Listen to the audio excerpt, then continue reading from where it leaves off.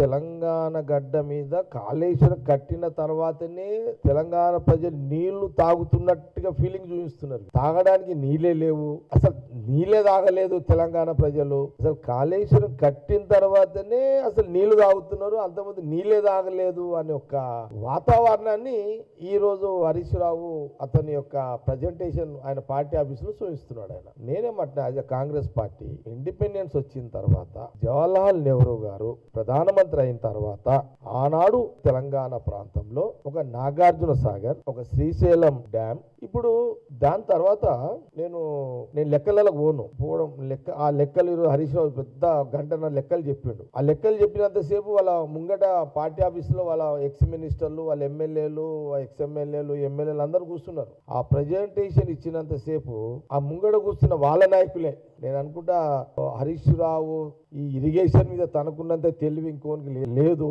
ఈయనకే ఉన్నట్టుగా ఎక్స్పోజ్ చేసుకోవడానికి నాకు ఆ ప్రజెంటేషన్ కనబడ్డది.